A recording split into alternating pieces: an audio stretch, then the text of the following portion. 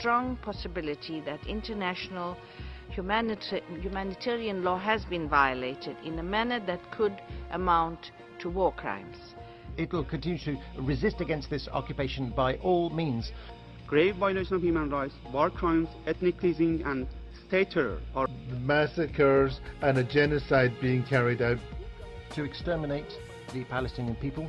A racist and criminal mentality. The massacre and genocide continue. Can I now give the floor to UN Watch? Now, I have just returned here from visiting Israel to tell this assembly and the world about the grave situation that I witnessed and experienced.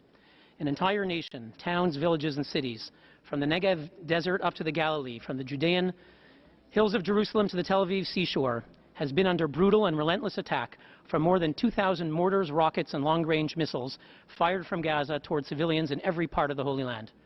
Never before in the history of Israel's 7 decades of existence has its men, women and children come under such a massive aerial assault, forcing them, at the sound of air raid sirens day and night, to run for shelter. And never before in the modern history of nations has a free and democratic society come under such sustained bombardment from a terrorist organization, one that openly strives for and celebrates the murder of civilians, and that, as its general worldview, glorifies death. Did the world ever imagine that the ancient city of Jerusalem, sacred to Judaism, Christianity, and Islam, and replete with holy places that are recognized by the United Nations as protected World Heritage Sites, would be deliberately targeted by indiscriminate rockets? And yet it is. During one air raid in Jerusalem, I ran down to the basement of a building with little children crying and traumatized. During an air raid in Tel Aviv, the neighbors of an apartment building showed great strength of spirit in defiance of terrorism by reaching out to strangers in the shelters as we heard the booms of the rockets above.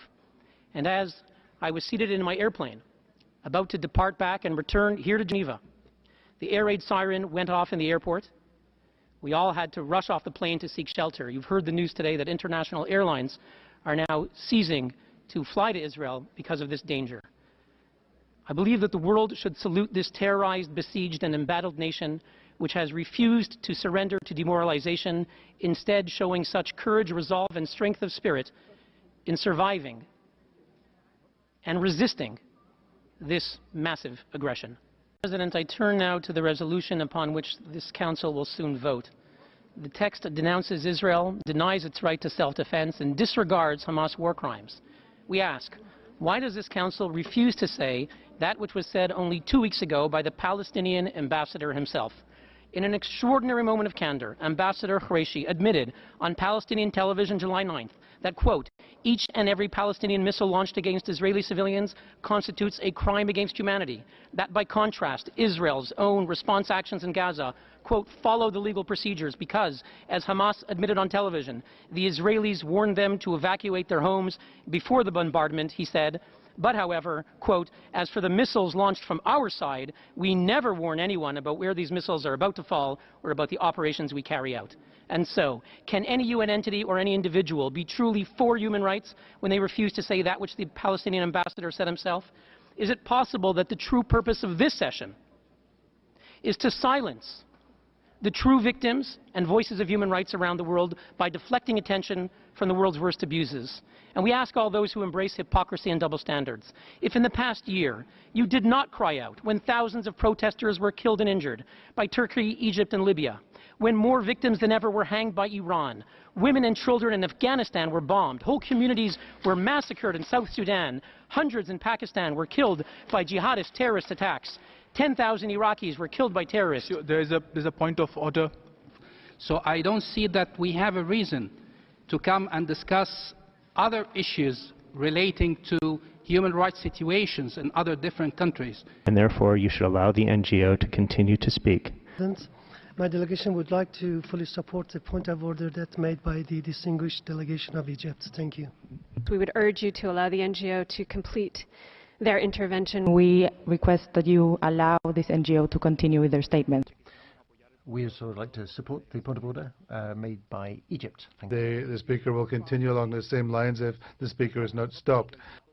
It's inconceivable that an organization, an NGO, should be able to come to this council to distract us with the little time we have to debate an issue which is of such crucial importance as the genocide being committed currently against the Palestinian people.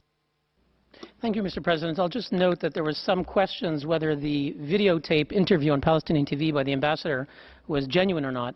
But we see that the Palestinian ambassador has just intervened and has failed to deny those remarks, and let the record show that. Finally, we ask if those who refuse to speak out for Palestinians, 1,800 Palestinians, if not more, who were starved to death and murdered by Assad in Syria, but you only cry out when Israel can be blamed, then you are not pro-human rights, you are only anti-Israel. Syria, you have the floor, please.